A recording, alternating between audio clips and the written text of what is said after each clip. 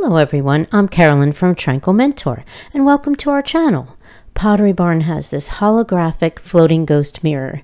The actual frame size is 37 by 22 inches or so, and it costs around $400. Well, that's a little bit too much for us. In one of Bargain Bethany's videos, she made her own dupe. We'll link her video down below. And of course, we decided that we needed one in our Halloween decor. Bethany used a digital photo frame, and we didn't have one, so we used a 10-inch iPad. I have this on a stand, and you might recognize these if you're a avid Dollar Tree shopper, but it's just one in the picture frame aisle, and I've got it painted gold now, but they're usually silver. And this is the finished frame. I just wanted to show you this first. I made 2 layers on my, cut that out on my laser cutter, and then I took some of the Jenga blocks and from Dollar Tree, and I glued them on the back, and for now they're just hot glued. And I used Lightburn. That is a laser cutting software. When I first made the frame, I figured out with measurements that it was going to be an 8 by 10 frame. And everybody's is different, so you have to just take your measurements. And then here I found this file. It's a vintage frame, and I found this in Creative Fabrica, and I'll link that below too. And let's just change the colors here so we can see. I think this purple will work, but I resized the frame to fit over, and I took it and I just dragged it by the handles on the right. But for now, let's zoom in here and we'll get a better look about how I measured this out. And I pushed it over, or pulled it over on top of the existing frame, the 8 by 10 frame. And then I zoomed in and I lined up to get the exact size that I needed.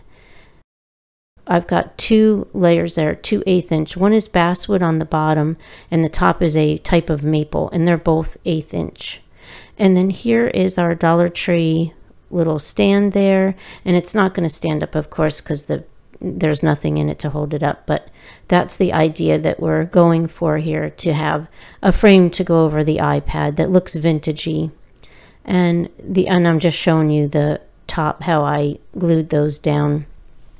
And what I did first is I glued those on the top, thinking that it was going to work and it was going to hold it, but it fell through. So here, what we'll do is I'm lining that up, and you can see I have a tab in the top and I have tabs at the bottom. So I'm taking my Jenga blocks again. I think they call them towering blocks or something at Dollar Tree, but they're usually the right size for everything, and I always have a stash of them. So I'm lining these up now, and I've got that. They are on 2 tabs, but I'm just trying to get the tightest fit that I can get to where I can slide this frame back and forth on top, because once the frame is on it with the little mirror stuff in it, I'm not going to be able to push any buttons or anything. So I'm going to have to be able to remove this frame quite frequently to run the video. And I made a floating ghost video, and if you go on Google, you can also take a look and see there's other floating ghost videos out there that you can loop and run on YouTube and go through. But I have one, and I will link that below. I have one on my channel. And I'm just getting these lines a little bit darker so that I can see them. And then I'm just going to take my hot glue gun. Now later on down the road, if this doesn't hold, I'll probably take some Gorilla Glue or something and glue them both together. But for now, it's a Halloween, it's my Halloween decor, so it won't be around or out that long. And then now I'm just sliding it back in, and everything seems to fit really well. And then here is our holder down at the bottom, our stand. And then there's no paint yet, but I like the way that looks, and it's going to stand up. Now the frames, sometimes those not frames, but the little stands are always, they're a little crooked always, so I bent it into shape. And then here I used that Rust-Oleum gold paint. I'll link that below. And I do like the way that came out. Things could be added to it later on, but I just didn't add anything at this point. Maybe some some rhinestones or something like that, or pearls, something to make it look a little bit more vintagey. Okay, and then now in Bargain Bethany's video, she used acrylic, which was a two-way mirror. I think it's about 35%, but I'll find her link for that acrylic mirror and I'll link that below. She cut it with an X-Acto knife. Well, I had this heat control window film when I did my son's rooms, and you put it on the window and it makes it tinted. So John's cutting this out now, and we've got this 90-degree ruler, and we took some measurements and to know what size film to cut. And then that rotary cutter is new at Dollar Tree to me, and it is awesome. $1.25, and I mean, look at the way it cuts. He had to go back a little bit over here, but it is totally worth it. You're not going to believe it when you get it. And then we're making this double because the window cling is not really 35% or so, and I apologize about this video.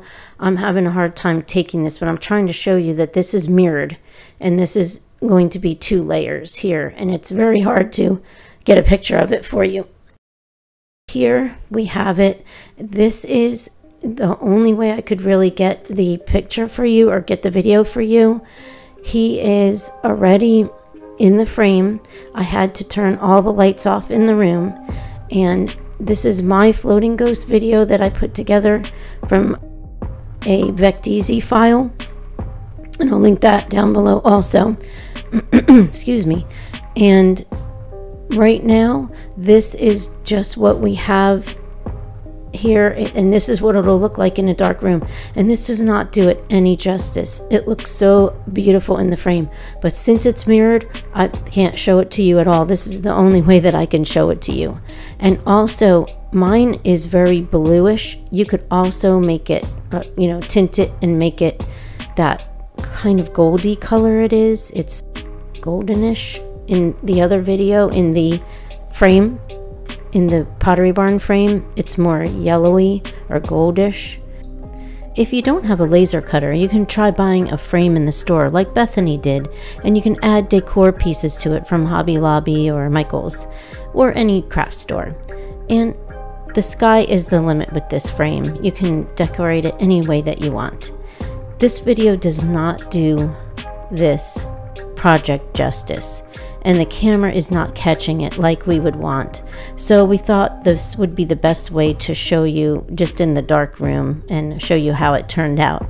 But we love the way it turned out, and we're so happy to have it as part of our Halloween decor. If you make a floating ghost mirror, share the inspiration and tag us on Instagram at Tranquil_Mentor, or visit us on Facebook at Tranquil Mentor. If you're already one of our subscribers, welcome back, and thanks for watching our video today. And if you're not a subscriber, welcome to our channel. And if you would be so kind to subscribe and like our video, it helps YouTube notice us a little more, and it supports our channel and helps us to grow. And as always, thanks for watching, and we'll see you in the next one.